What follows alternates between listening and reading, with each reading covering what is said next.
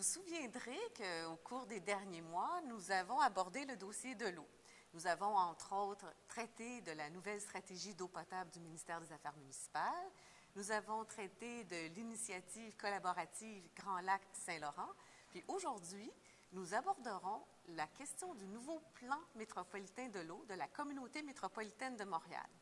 Et pour nous en parler, nous avons le plaisir de recevoir M. Nicolas Millaud, que plusieurs d'entre vous connaissez. Et M. Millaud, je tiens quand même à le présenter. Il est conseiller de recherche au service de l'environnement et au bureau de projet sur la gestion des risques d'inondation à la communauté métropolitaine de Montréal. M. Millaud est aussi doctorant en sciences de l'environnement. Il possède un doctorat en sciences de l'environnement, une maîtrise en sciences de l'environnement et un baccalauréat en génie mécanique. Nicolas, bonjour. Merci beaucoup d'accepter d'être avec nous aujourd'hui. Bonjour Hélène, ça fait plaisir. Et donc, oui, j'aimerais qu'on parle de ce fameux plan métropolitain qui a été rendu public cet automne. Oui. Je dirais même le dernier jour de l'été. Tout à fait, tout à fait. Le 20 septembre. Puis, ce plan, il s'appelle le plan Archipel. Est-ce que c'est possible de nous dire pourquoi ça s'appelle le plan Archipel? Le nom du plan a été excessivement long à trouver. On essaie toujours d'avoir quelque chose d'original. Plan de l'eau, c'est un peu simple. Puis si on se ramène dans les années 80, il y a eu une vaste réflexion à Montréal qu'on a appelée le projet Archipel, qui a été mené par plusieurs personnes importantes dans le Québec des années 80, où on réfléchissait beaucoup à mieux aménager notre territoire, à mieux lier l'environnement puis le développement de nos villes. Le projet Archipel n'a jamais vraiment vu le jour, n'a jamais vraiment abouti à une approche de gestion très appliquée du fleuve Saint-Laurent et des cours d'eau de l'Archipel de Montréal, même si plusieurs des idées ont percolé un peu partout dans les municipalités.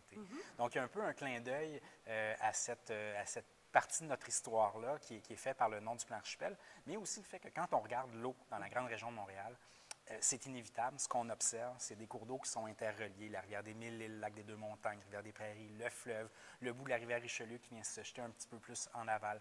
Donc, cette notion-là d'archipel, quand on veut parler de l'eau dans la grande région de Montréal, elle apparaît comme incontournable. C'est ce qui lie les municipalités les unes avec les autres.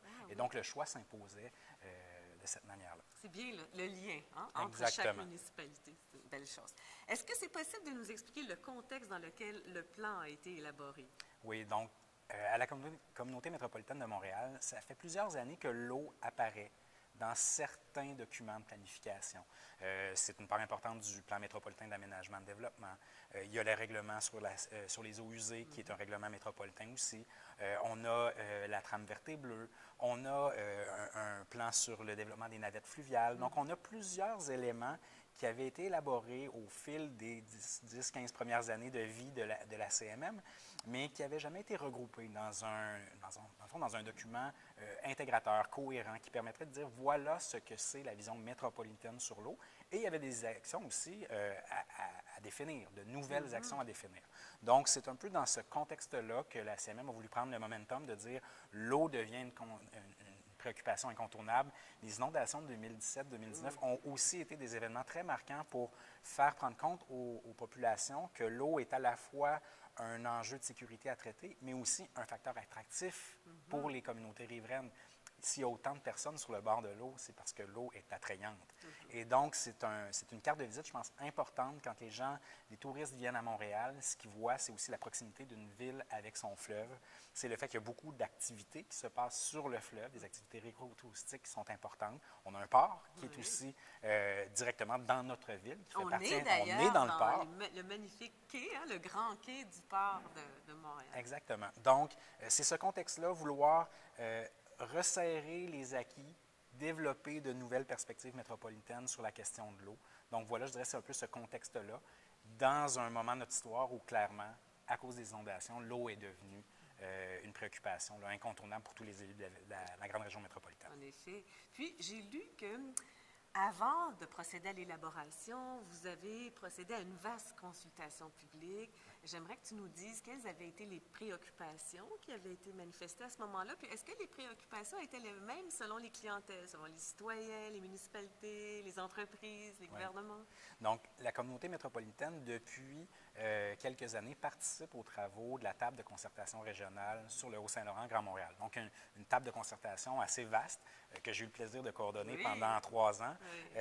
Et au sein de laquelle des groupes de la société civile, les acteurs du secteur économique, les acteurs du secteur municipal, les Premières Nations ont développé une vision de ce que c'était le fleuve pour eux, les grands cours d'eau de la région de Montréal, parce que ce n'est pas que le fleuve, c'est aussi les rivières des Mille-Îles, des Prairies, le lac des Deux-Montagnes, et comment on voulait voir le rapport entre la région la plus peuplée du Québec, il faut le rappeler, et un plan d'eau qui est très, très important, qui est très vaste dans notre paysage. Et donc, en apportant à la communauté ce regard-là que j'avais pu observer chez les acteurs de la grande région de Montréal, on a pu intégrer ces éléments-là comme une forme de pré-consultation. Okay. En même temps, le plan Archipel, c'est un plan qui est fait en fonction des compétences de la CMM. Donc, on doit respecter le fait que la CMM peut agir sur certains sujets, mais ne peut pas faire des actions qui sont du ressort des autorités municipales ou des municipalités régionales de comté ou qui appartiennent à des acteurs privés. Donc, on a vraiment centré le plan Archipel sur les compétences de la CMM pour que les actions puissent être portées par la CMM, par ses professionnels, en partenariat avec les acteurs du milieu, pour ainsi cibler les champs d'intervention qui sont les nôtres. Donc, on a fait une première mouture d'un plan Archipel qu'on a soumis à consultation, comme tu le disais. Un plan qui a été très, très bien reçu, dans le sens où on disait, enfin, un plan ambitieux, la CMM n'est pas en train de faire vite ou de vouloir éviter des sujets d'importance. Donc, un plan qu'on a jugé ambitieux. Les municipalités ont voulu s'assurer d'une plus grande articulation entre les actions métropolitaines, les actions municipales, ce qui est toujours important quand on se rappelle que les grandes missions de la CMM, coordonnées, planifiées, financées, et l'action passe souvent par le milieu municipal. Donc, vraiment resserrer les actions du plan autour des actions que les municipalités font. Des nouvelles actions aussi qui sont mises en place. Je pense notamment à la réalisation des plans des milieux humides et hydriques par les MRC, qui sont une nouvelle compétence qui vient d'apparaître. Donc, s'assurer qu'il n'y aurait pas d'effet de dédoublement. Et ça a été, je vous dirais, des remarques très constructives qui nous ont permis de bien calibrer la portée de notre plan pour s'assurer que les partenaires régionaux et municipaux, mais ce soit des partenaires du jour 1 au jour continu de ce plan archipel-là, mais que les actions se mettraient en place de la manière la plus cohérente, la plus fluide possible pour que, dans le fond, sur le terrain, les choses changent complètement. Bon, mais écoute, je trouve ça intéressant que tu fasses cette mise au point parce qu'on se dit toujours, mais la CMM, c'est quoi son rôle? Alors là, je pense que tu viens de le préciser. Voilà, c'est important que nos auditeurs c'est un palier administratif qui est quand même, je ne dirais pas unique parce qu'il y a 2 communautés métropolitaines au Québec, mais quand on regarde l'objet eau, je pense que c'est inévitable que le palier régional, celui des MRC, a sa pertinence, mais ne peut pas englober le système qu'est l'archipel de Montréal. Et cette vision-là, archipel, on pourra en parler plus tard avec la question des inondations, mais c'est une vision qui s'avère incontournable. Il y a beaucoup d'actions qu'on ne peut pas réfléchir à une échelle autre que celle de l'archipel de Montréal pour s'assurer qu'en bout de ligne, l'ensemble des municipalités, des acteurs économiques de la région ait comme finalité une amélioration du cours d'eau qui, ultimement, va se mesurer en aval de ce système-là. Oui, puis qu'il y a une vision cohérente aussi, hein, avec les joueurs municipaux aussi. Exactement. On peut dire. Alors, est-ce que tu peux nous expliquer le lien entre le plan Archipel, la vision 2025 de la CMM, le plan d'aménagement et de développement de la CMM, mais aussi les plans directeurs de l'eau, le plan de gestion intégré régional? Ça fait beaucoup d'instruments. Oui. Alors, peut-être nous expliquer ça pour le bénéfice des auditeurs. Donc, la vision 2025 de la CMM, essentiellement, nous rejoint sur des questions d'attractivité, de maintien du développement des activités récréotouristiques, de faire en sorte que les communautés riveraines des cours d'eau de l'archipel de Montréal soient des communautés dynamiques, mais aussi où la qualité de vie et la sécurité des personnes et des biens est maintenue. On parle aussi d'amélioration globale de la qualité de l'eau. Donc, dans la vision 2025, il y a plusieurs éléments qu'on peut rattacher aux grands objectifs du plan Archipel. Okay. Maintenant, oui, ce plan-là s'insère dans un monde où des outils de planification, il y en a. Donc, à l'échelle de la CMM, on a notre plan métropolitain d'aménagement et de développement qui, lui, s'inscrit vraiment dans une logique de planification de l'aménagement du territoire. Donc, quand on connaît la dynamique, le PMAD doit être répliqué ou repris dans les schémas d'aménagement des MRC ou des agglomérations qui, eux, doivent être repris dans les plans d'urbanisme et dans la réglementation municipale. Donc, notre PMAD, qui contient certaines actions qui touchent à l'eau, est toujours un outil qui est fort, qui est existant, qui est aussi l'outil fort de la CMM. Là où le plan Archipel vient se distinguer, c'est que c'est un plan qui porte des actions et non pas des objectifs d'aménagement, qui sont une autre fonction importante de la communauté. Mais donc là, on est vraiment venu cibler des actions. Par exemple, on va parler de mettre en place des stratégies pour appuyer les villes, de financer, donc de développer des programmes pour permettre d'appuyer les municipalités concrètement dans le développement de certaines actions. Donc, on n'est pas dans une dynamique de planification, on est vraiment dans une logique d'action, que ce soit d'appui à la production de connaissances, de financement, de coordination des acteurs qui sont importants sur un sujet à l'échelle métropolitaine. Parfait. Et par rapport, si tu me permets, oui, je t'en prie, donc, par rapport après ça, il y a aussi le fameux plan d'action des organismes de concertation dans le milieu de l'eau. Donc, le plan directeur de l'eau, le plan de gestion intégrée régionale de la TCR. Donc, ces outils-là se développent, je pense que c'est important de le dire, dans des dynamiques qui ne sont pas nécessairement les mêmes sur le territoire. Chaque OBV est animé par une dynamique, organisme de bassin versant, est animé par une dynamique qui découle de son histoire. Il y en a qui ont bientôt 20 ans de vie, certains même plus.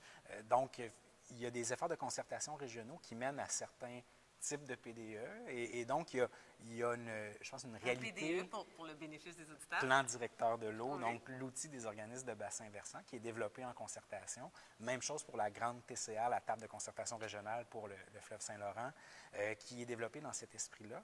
Et nous, ce qu'on a vraiment voulu faire, c'est de se dire ces efforts-là vont exister, vont cibler des joueurs qui sont aussi les joueurs économiques, les joueurs communautaires, donc qui a je pense, une approche qui est beaucoup plus large que ce que la CMM, qui est un acteur municipal, peut faire dans le sens où elle appuie le monde municipal ou coordonne des activités à l'échelle des municipalités. Donc, on a pris acte des différentes actions, des différentes visions aussi qu'on avait pour le futur. Puis on s'est posé la question comment la CMM peut, elle, mettre en place des actions qui vont aller dans le même sens et appuyer ultimement les actions qui pourront se retrouver dans un plan directeur de l'eau ou dans un plan de gestion intégrée régionale. Très bien. Donc, merci d'avoir fait cette clarification très importante. Donc, le plan est destiné, j'ai lu, au Grand Montréal vert et bleu. Oui. Donc, est-ce que c'est-à-dire qu'il vise autant les espaces verts que l'eau? Dans le fond, il vise les espaces verts qui ont un lien avec l'eau. Quand on regarde les territoires protégés du Grand Montréal, on se rend compte que les îles sur le fleuve, par exemple, sont un espace très, très important en termes de protection de milieux naturels. Quand on regarde le parc d'Oka, le parc d'Oka, c'est un parc qui est riverain. Donc, penser à l'eau juste en regardant l'eau dans le cours d'eau, c'est faire abstraction du lien avec les milieux humides, les milieux hydriques, la rive, le littoral. Donc, c'est pour ça qu'on a étendu cette vision-là de l'eau, pas uniquement au cours d'eau, mais aussi au territoire naturel. Et quand je dis naturel, ça va du parc national, mais aussi au parc en rive, aux espaces qui sont boisés, végétalisés en rive, qui jouent des rôles, on le sait d'un point de vue écosystémique, qui sont des rôles importants pour l'environnement, mais aussi importants pour les communautés. C'est des espaces de vie, qualité de vie, des espaces de régulation quand on pense aux inondations, des espaces qui ont un impact sur la qualité de l'eau. Donc, on a voulu faire en sorte que la notion écosystémique du plan de l'eau ne soit pas restreinte simplement à ce qui se passe dans l'eau, mais bien qui englobe tout le monde hydrique, qui inclut bien entendu les rives, les milieux humides, etc. Qui est rattaché aux différents cours. Exactement. Alors, quels sont les objectifs qui sont recherchés par le plan? Dans le fond, les grands objectifs sont des objectifs où on veut s'assurer d'un maintien de la résilience de nos plans d'eau et, d'autre part, d'améliorer l'attractivité qui est liée à la qualité de l'eau, à la qualité des plans d'eau et à leur mise en valeur. Donc, dans un premier temps, grandement influencé par la question des inondations. Donc, on a tout un volet où ce qu'on souhaite, c'est améliorer la résilience du cadre bâti, parce qu'il faut le savoir, dans la grande région métropolitaine, la majorité de la zone inondable, c'est une zone qui a été aménagée déjà. On n'est pas devant des espaces naturels qui sont sous la loupe de développeurs, on est devant des espaces déjà développés. Déjà aménagés. Donc, et ça, c'est en grande partie un legs du passé. Quand on se ramène au système seigneurial français, le cours d'eau, c'était l'axe de communication et c'était aussi là où s'installait le domaine seigneurial, le moulin, pour profiter de la force et de la vitalité qu'amenait le cours d'eau. Donc, c'est normal que nos communautés se soient développées sur le bord des cours d'eau. Quand on regarde les noyaux villageois un peu partout, dans le Grand Montréal, on se rend compte qu'ils sont très, très près des cours d'eau, qu'on pense au vieux Terrebonne, au vieux Longueuil, le vieux Saint-Lambert, le vieux Montréal. L'eau est centrale dans l'histoire du développement de la grande région de Montréal. Et donc, c'est normal qu'aujourd'hui, on ait des populations qui y vivent. Maintenant, c'est prendre acte de la transformation de ce milieu-là, des changements climatiques qui amènent beaucoup, beaucoup de variabilité au niveau des quantités d'eau, des inondations. Donc, le premier grand objectif du plan, c'est vraiment d'améliorer la résilience de ces milieux-là pour que ceux qui y vivent soient davantage prémunis contre les risques, qui vivent dans un milieu qui est beaucoup plus cohérent d'un point de vue écologique, avec des options de renaturalisation en rive, et que ceux pour qui le risque serait trop grand, mais qu'on les appuie dans une transformation de l'utilisation du territoire, qu'on appuie les municipalités qui sont aux prises avec ces enjeux-là. L'autre volet, c'est le volet attractivité, donc un volet qui repose sur l'amélioration globale de la qualité de l'eau, l'accessibilité aux plans d'eau. Ceux qui connaissent et qui vivent sur les plans d'eau du Grand Montréal savent que l'été, il y a du monde. C'est très agréable et il y a du monde. Donc, il y a un enjeu de maintien des accès, un enjeu de valorisation aussi de la pratique d'activité nautique sur les plans d'eau, mais ça en respect de la capacité de support du milieu et des populations qui sont riveraines. On a plusieurs beaux sites, le parc de la commune à Varennes, plusieurs sites qui permettent la mise à l'eau d'embarcations, de plaisance, canot, kayak, embarcations motorisées. Ça doit se faire dans un respect de la capacité de support, mais aussi du désir d'une population d'aller sur l'eau. Et ça, on n'a pas besoin d'aller très, très loin. On a des projets de plage dans la grande région de Montréal, mais quand on connaît le territoire, on sait que des plages, il y en a déjà à bien des endroits, mais qui ne sont pas nécessairement encadrés. Ça traduit vraiment un attrait pour la population. Un besoin. Un besoin. Le nombre de pêcheurs qui utilisent les cours d'eau du Grand Montréal pour aller pratiquer la pêche sportive, c'est quelque chose qu'on observe de plus en plus et qui est vraiment un héritage aussi d'un rapport au fleuve qui existe depuis longtemps. Donc, l'attractivité, c'est aussi rendre accès à la population à nos plans d'eau. Donc, tu viens de nous expliquer les objectifs, puis tantôt tu nous as parlé des actions. Est-ce possible donc de nous parler des actions concrètes de ce plan de l'archipel? Oui, donc le plan archipel se décline en 11 actions, essentiellement 10 actions qui vont donner des résultats concrets sur le terrain et une action plus transversale qui est de participer aux grands efforts de concertation mis de l'avant par les organismes de bassin versant et la TCR. Donc, les 10 actions restantes se déclinent autour de grands thèmes reconnaissables. Donc, il y a des thèmes qui sont davantage liés au milieu naturel. Donc, il y a toute une action qui vise à préserver et maintenir le statut de protection des milieux naturels, souvent en rive, mais qui ont un lien avec les plans d'eau. Une action importante qui touche la question des espèces exotiques envahissantes. Donc, on sait que dans la région de Montréal, c'est un fléau, notamment au niveau des espèces végétales. Les espèces animales sont assez difficiles à contrôler et il y a aussi beaucoup de programmes fédéraux qui appuient ces questions-là. La question des espèces végétales est un peu plus laissée, je dirais, dans le flou ou est moins coordonnée en tant qu'objectif collectif à l'échelle métropolitaine. Donc, ce qu'on souhaite, c'est étendre l'approche qu'on a développée à la CMM autour de la grille du Frêne. Donc, on a développé une stratégie métropolitaine sur la grille du Frêne et donc on souhaite l'étendre aux espèces exotiques végétales qui touchent les plans d'eau, qu'on pense à la renouée japonaise, à la phragmite. Qu'est-ce que c'est la renouée japonaise? Donc, la plupart des plantes envahissantes qu'on a sur le bord des plans d'eau, c'est des plantes qui ont été introduites à des fins ornementales. Donc, c'était très, très beau dans les jardins, sauf que dans la nature, elles se multiplient et n'ont souvent aucun compétiteur direct et viennent qu'à prendre beaucoup, beaucoup d'espace. Donc, on a des espaces riverains qui sont fortement aux prises avec des espèces exotiques envahissantes qui viennent rentrer en compétition avec des espèces indigènes, dont certaines sont assez vulnérables. Donc, on a là un enjeu important. Donc, au niveau plus des questions écosystémiques, donc ces deux objectifs-là, et un dernier qui, à mon sens, est très important, qui est un programme qui viserait la renaturalisation. Donc, de plus en plus, on a des municipalités qui, par exemple, suite à des inondations, deviennent propriétaires de lots qui sont non reconstructibles. Mais ces municipalités-là, si on ne les aide pas, si on ne les appuie pas pour décider de faire quelque chose de nouveau et différent avec ces lots-là, sont un peu laissées à elles-mêmes. OK, l'eau au sens LOTS. LOTS, parce que là, oui, tout à fait. Je dis de l'eau reconstructive. OK, oui. Là, je comprends. Donc, les fameuses maisons qui ont dû être détruites suite aux inondations. Oui. Donc, de les appuyer par des programmes de renaturalisation, de reboisement, qui va permettre d'avoir une vision un peu plus globale des actions à poser, par exemple dans le cas des inondations. Les inondations. Donc, c'est un gros volet du plan archipel.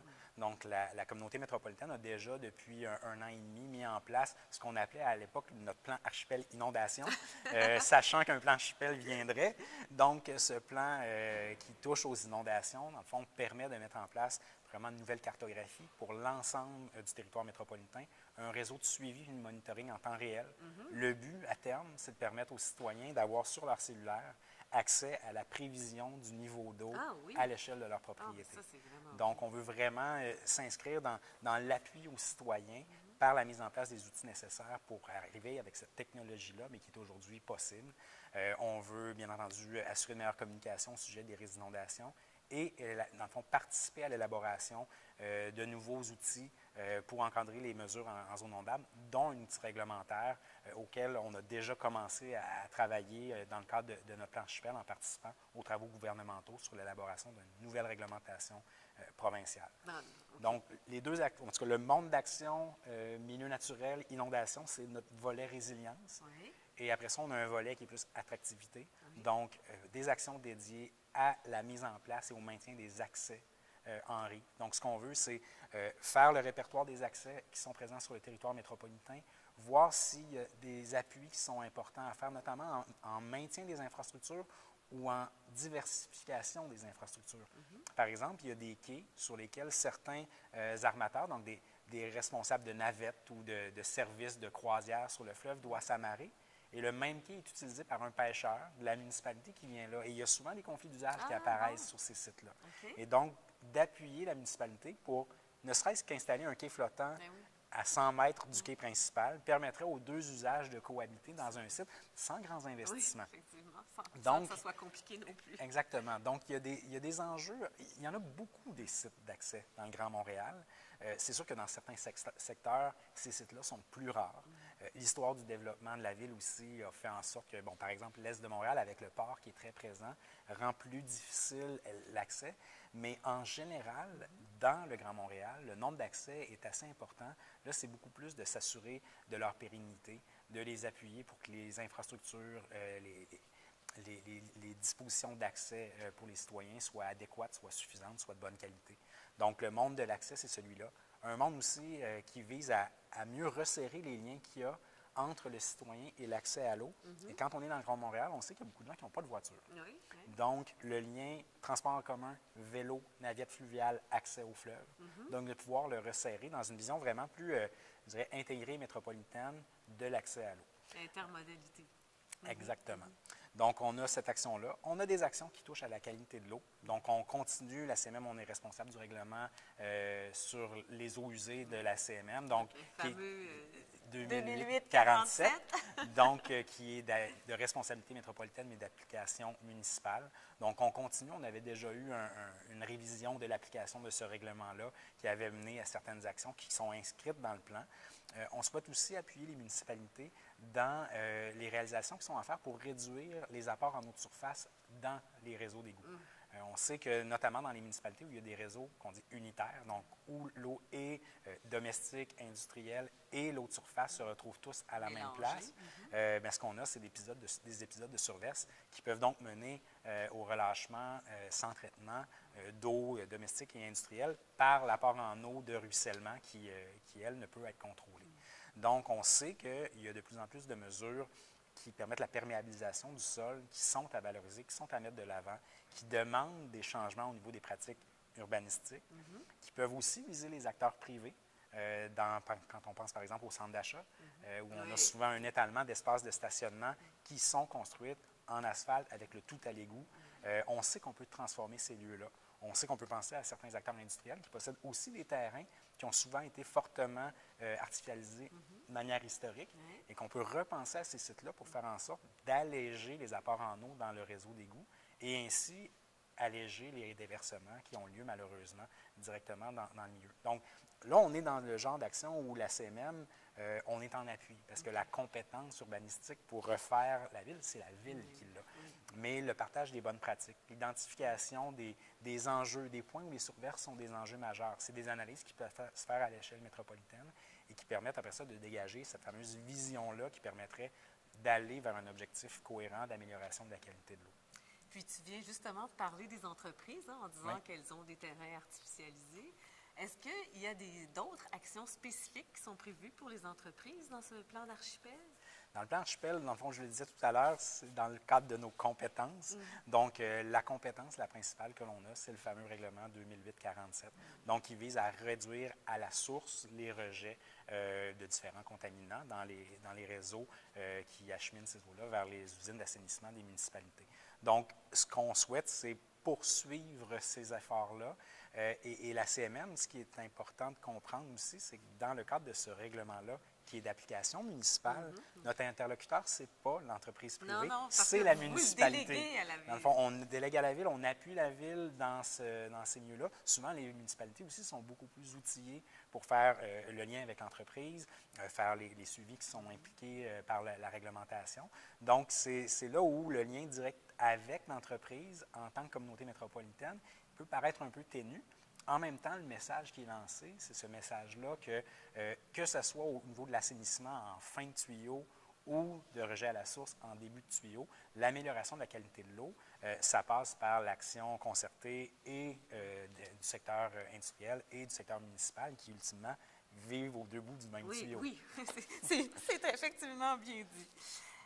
Le plan s'intéresse, entre autres, à l'enjeu de l'inondation. Oui. On en a parlé. Est-ce que tu peux nous dire comment ce plan a pris en compte les différents décrets qui ont été adoptés par le gouvernement du Québec relativement à la fameuse zone d'intervention spéciale? Oui, donc le plan a été écrit Avant la zone d'intervention spéciale. Donc, je pense que on est dans des années excessivement denses en termes de travail au sujet de cette question-là. Le plan, ce qu'il va ambitionner à faire, et c'est ce qu'on a déjà commencé à faire par l'adoption, entre autres, d'un règlement de contrôle intérimaire qui a été adopté en juin 2019 et approuvé par le gouvernement en septembre dernier, c'est de passer à une approche qu'on va dire par le risque. Présentement, on gère les inondations en fonction de leur récurrence. On identifie deux lignes sur les cartes, le 20 ans et le 100 ans. On a des normes d'aménagement qui sont distinctes pour les deux zones que cela crée, la zone de grand courant et la zone de faible courant. Que l'on ait de l'eau aux chevilles ou 2 mètres par-dessus la tête, on n'en tient pas compte. Oui. Et nous, ce qu'on dit, c'est qu'une approche par le risque qui intègre beaucoup plus de variables que la seule récurrence. On peut penser à la hauteur d'eau. Donc, par exemple, si on a de l'eau aux chevilles, le sous-sol est inondé. Mais les personnes peuvent se déplacer. Il n'y a pas d'enjeu pour la sécurité physique des gens. Les voitures peuvent continuer à rouler. Les services d'urgence peuvent continuer à se rendre aux propriétés. Ce n'est pas du tout le même risque que si on a 2 mètres d'eau où là, il n'y a plus de service d'urgence, c'est dangereux pour les gens. Il faut évacuer. Il faut évacuer et même la pression de l'eau sur les maisons peut devenir un enjeu sur la structure et donc vraiment entraîner des dommages qui sont importants. Donc, de voir que la hauteur d'eau, la durée, on a des inondations dans le Grand Montréal qui durent souvent plus d'1 mois. Donc, c'est 1 mois où l'activité économique est ralentie. C'est 1 mois où les gens doivent se relocaliser. C'est 1 mois où là, c'est plus juste les bris matériels, mais c'est l'enjeu des moisissures qui rentre en question. La santé des gens. La santé des gens. Donc, la question du risque, quand on la fait éclater, on pourrait rajouter la vitesse du courant. S'il y a du courant dans l'eau, ce n'est pas le même risque. Donc, on veut permettre d'aborder cette question-là avec 2 dimensions qu'on appelle le risque qui est lié à l'inondation et la vulnérabilité de ce qui se trouve sur le territoire. Le parc d'Oka, quand il est inondé, il n'y a rien de vulnérable. Non. C'est un parc qui n'est pas occupé, si il on n'est peut juste dire. pas occupé, pas visité. Pas par les êtres humains. Et voilà. Donc, présentement, la politique de protection des rives, du littoral et de la plaine inondable, qui est le cadre en vigueur, dans le fond, on trace une ligne et ne considère pas de manière distincte l'endroit qui n'a pas de vulnérabilité et l'endroit où il y en a fortement. Ça permet aussi de dire qu'est-ce qu'on fait, par exemple, avec nos noyaux patrimoniaux. Est-ce qu'on veut tous les raser sous prétexte qu'ils sont en zone inondable ou ne devrait-on pas investir davantage là pour les protéger parce que c'est un legs important au niveau de notre histoire. C'est aussi des secteurs qui ont souvent une vitalité importante pour les communautés du Grand Montréal puis du reste de la province. Donc, par l'action sur les inondations, ce qu'on souhaite faire, c'est sortir le Québec et participer à la réflexion québécoise qui abordait les inondations selon ce qu'on considère aujourd'hui une approche un peu datée, et de se mettre à jour, prendre l'approche par le risque, préventive et accompagner aussi, et là c'est davantage au niveau gouvernemental que ça va pouvoir se faire, mais accompagner cette vision-là des différents programmes de financement qui vont devoir être mis à jour. Par exemple, la relocalisation. Ça devient un enjeu. Il y a des citoyens qui commencent à dire « Mon secteur est trop à risque. La CMM me le dit sur ses cartes. Je veux partir. Oui. » Mais le gouvernement nous donne un montant qui souvent sert simplement à rembourser la banque pour compléter l'hypothèque et la personne se retrouve dans la rue avec rien pour acheter une nouvelle maison et se relocaliser. Donc, il y a des réflexions qui sont importantes à faire. On entend de plus en plus le discours où le citoyen qui ne vit pas dans une zone à risque ne souhaite pas payer indéfiniment pour ceux qui y vivent, en même temps que les gens qui sont là ne sont pas tous là en raison de mauvaise volonté ou de mauvais calculs individuels. La majorité des gens qui sont là depuis longtemps et on doit les accompagner dans cet effort-là. Oui, dans les nécessités de s'en aller.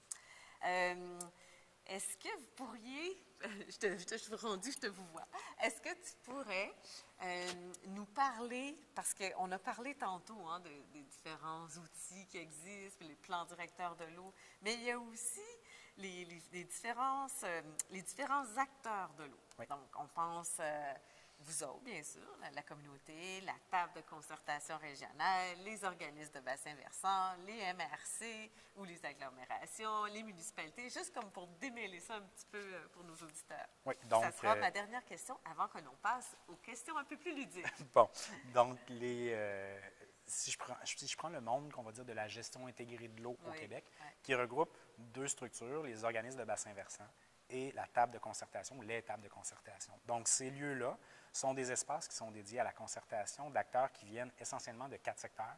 Le secteur municipal, donc on a des représentants de nos municipalités qui sont sur ces territoires-là.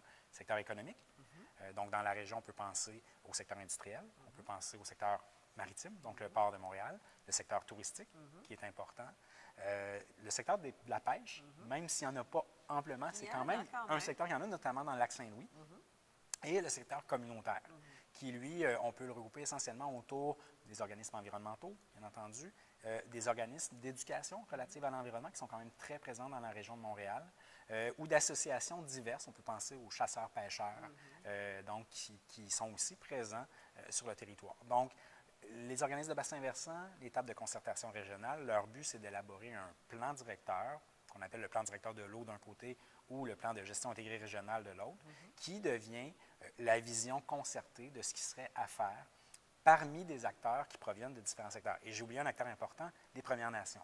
Donc, dans le secteur ici, on a Kanawake, Akwesasne, qui est hors CMM, mais qui quand même fait partie de la TCR, et Kanesatake sur le bord du lac des Deux-Montagnes. C'est très clair, donc, qui viennent s'ajouter aux acteurs que j'ai mentionnés précédemment. Donc, le plan, une fois qu'il est fait, doit être mis en place. Donc, le plan directeur de l'eau, le plan de gestion intégrée régionale doit être mis en place par les acteurs du milieu. Donc, les acteurs autour de la table doivent faire en sorte que ces actions-là ont du sens et trouvent des porteurs dans la communauté.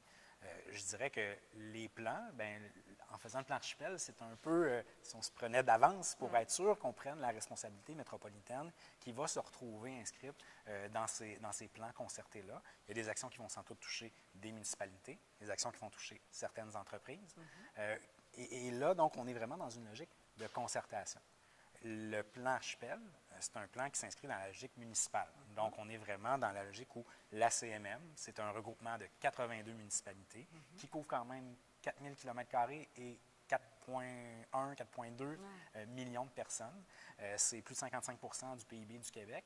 Donc, les actions qui sont définies à la CMM sont des actions qui sont définies et adoptées ultimement par les maires de ces 82 municipalités-là. Qui devront les appliquer, qui devront les intégrer eux-mêmes dans leurs outils. Voilà. Mais comme on a fait du plan archipel un plan qui était directement lié aux compétences, donc c'est la CMM qui prend en charge ces actions-là, bien entendu beaucoup avec l'appui de partenaires régionaux, municipaux et autres aussi, parce que le milieu municipal est quand même un milieu qui est en concertation avec un ensemble de partenaires qui est très, très vaste, que ce soit des entreprises privées ou des groupes de la société civile. Donc, on continue ce lien-là. Mais on est vraiment là dans le cadre du plan archipel, dans une logique municipale d'action et d'intervention. Ah, merci. Ça aussi, ça clarifie beaucoup les choses. Je suis très contente. Puis, on termine toujours avec 5 questions plus ludiques. Et la première, c'est quel est le mot que tu préfères dans le vocabulaire du développement durable? Bien, c'est le mot responsabilité. Moi, je pense qu'on est dans une époque où on voit de plus en plus de gestes. On ne peut pas dire qu'il ne se fait rien. Et en même temps, on sait qu'il en reste beaucoup à faire. Oui. On voit toute la mobilisation citoyenne autour de la question climatique. Je pense que l'on soit dans le secteur public, dans le secteur privé, dans le secteur de la société civile, il y a un engagement à la responsabilité. On est peut-être, moi je suis peut-être la première génération de parents qui se posent vraiment la question du monde que je laisse à mes enfants. Et donc cette responsabilité-là, je pense qu'on ne peut pas ne pas la considérer pour nous-mêmes, pour les générations futures. Et ça doit être une dynamique qui est transversale, je pense, à tous les choix qu'on fait dans la société. Très bien. Et si, sur une échelle de 1 à 10, où crois-tu que le Québec en est en développement durable? J'ai toujours eu tendance à être un peu sévère, mais je vais nous donner la note de passage. Oh, quand Donc, même. 6. Moi, mon père, quand j'avais 60 me disait que j'avais beaucoup de place pour m'améliorer. Donc, voilà. Mais je pense qu'on on est une société qui s'en tire globalement bien, mais qui surfe encore beaucoup sur des décisions qu'on a prises par le passé qui nous servent. Ah oui, ça, c'est ça. La question de l'électrification des transports, on est choyé d'avoir eu les décisions qu'on a prises par le passé, mais quand on regarde les décisions qui sont faites, je pense par exemple en termes de transport, je pense que la question de freiner l'étalement urbain, de densifier davantage l'occupation de notre territoire, c'est une dimension qu'on devrait constamment regarder par rapport à tous les choix qui sont faits. C'est d'ailleurs un objectif central du PEMAP de densifier l'occupation du territoire sur le territoire métropolitain. Donc, c'est pour ça que je suis un petit peu ambivalent. En même temps, quand on va ailleurs, on peut se consoler, mais je pense qu'on a encore beaucoup de place pour s'améliorer. Et quelle est la personne qui t'inspire le plus en développement durable? Ça a été très dur de trouver. Je me demandais qui, puis j'ai décidé de retourner. J'étais un ancien universitaire, puis donc j'ai lu. Puis c'est quelqu'un qui est décédé. Ah oui? C'est Michel Jourdan. Michel Jourdan, qui était un scientifique au niveau du ministère de l'Environnement Canada. Donc, il a travaillé beaucoup dans la fonction publique, mais qui a écrit le livre qu'on souvent nomme comme étant le premier manifeste du mouvement écologiste au Québec, Le défi écologiste. Et ce livre-là, on le relit et il est d'une actualité incroyable. Désarmante. Quand j'enseignais par le passé, je le faisais lire à tous mes étudiants pour montrer que le rôle du scientifique dans sa société, c'est quelque chose qui est important à considérer. J'ai fait, moi, le choix, il y a quelques années, de quitter le milieu académique pour arriver à la communauté métropolitaine de Montréal. Je pense que c'est un passage qui était un peu lié à cette vision-là, que la vision scientifique des choses, il faut la connecter avec là où les décisions se prennent. Donc, ce genre de personnes-là qui sont capables de lier la connaissance avec l'action, qui reconnaissent aussi les limites de ce qu'on peut faire. On ne peut pas tout faire tout de suite à n'importe quel prix. Ça m'a toujours groundé sur l'importance de demeurer à quelque part un peu militant, parce que je ne pense pas qu'on peut travailler dans un service d'environnement sans quelque part être convaincu et y croire beaucoup. Oui. Et en même temps accepter que notre société fonctionne avec des institutions, des processus qu'on doit comprendre si on veut vraiment bien orienter le changement là, pour les années à venir. Et puis, de quoi crois-tu que le Québec doit être le plus fier en développement durable? J'aurais le goût de revenir. J'ai eu la chance pendant 3 ans d'être juge sur le jury des prix du développement durable de Montréal. Et donc, à chaque année, on voyait une série de projets. Je me suis dit, est-ce que je pourrais m'inspirer de quelque chose que j'ai vu là? Puis, dans le fond, je me suis dit, non, c'est la globalité de tout ça. Je pense qu'il y a un foisonnement d'idées grandiose sur ces questions-là. J'ai pas le goût de nommer une telle ville ou telle entreprise a fait telle chose. Je pense que collectivement, on devrait se regarder et dire, au même titre qu'on est super innovant en technologie de l'information, en culture, notre scène musicale est incroyable à Montréal et dans la région.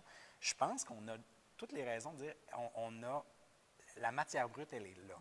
Maintenant, c'est comment passer d'une série de prix dans un concours au fait qu'à chaque fois qu'une municipalité ferait la reconfiguration d'une rue, à chaque fois qu'une industrie viendrait mettre en place l'espace physique qu'elle occupe sur le territoire, que ça devienne des réflexes, que ce genre d'éléments qui viennent des prix dans un concours bien qu'à la fin, ça soit quelque chose qui s'inscrit naturellement dans la façon dont on occupe le territoire, parce qu'ultimement, l'environnement, ça va beaucoup passer par là au Québec, la façon dont on occupe le territoire. Assurément. Puis la dernière question, c'est entre un arbre, une plante ou un animal, en quoi souhaiterais-tu te réincarner si c'était possible? Là, je vais faire plaisir à un de mes fils. Ah oui! Ouais, je vais dire un loup. Ah oui! Mais c'est que je suis quelqu'un qui aime beaucoup, beaucoup la forêt. Je passe beaucoup, beaucoup de temps en nature avec mes enfants, avec des amis, les randonnées, le canot camping. Et clairement, ça me prend un animal qui est dans le bois et qui n'est pas tout seul.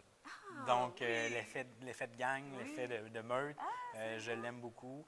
Je ne sais pas si je serais un suiveux, un mâle alpha ou peu importe, mais ça, c'est pas important. La forêt, le fait de vivre en collectivité, là, c'est quelque chose qui est super important pour moi. Puis c'est un bel animal. Puis c'est l'animal préféré d'un de mes fils. Donc, voici ce que je vais Il va être choisir. content Il va de être content. l'entendre. Merci beaucoup, Nicolas. C'était une très belle entrevue, très instructive. Hein? Merci pour toutes les clarifications aussi. Merci pour votre leadership dans le domaine de l'eau. Et puis, bien, merci de ta vision, d'avoir accepté de la partager avec nous. Ça fait plaisir.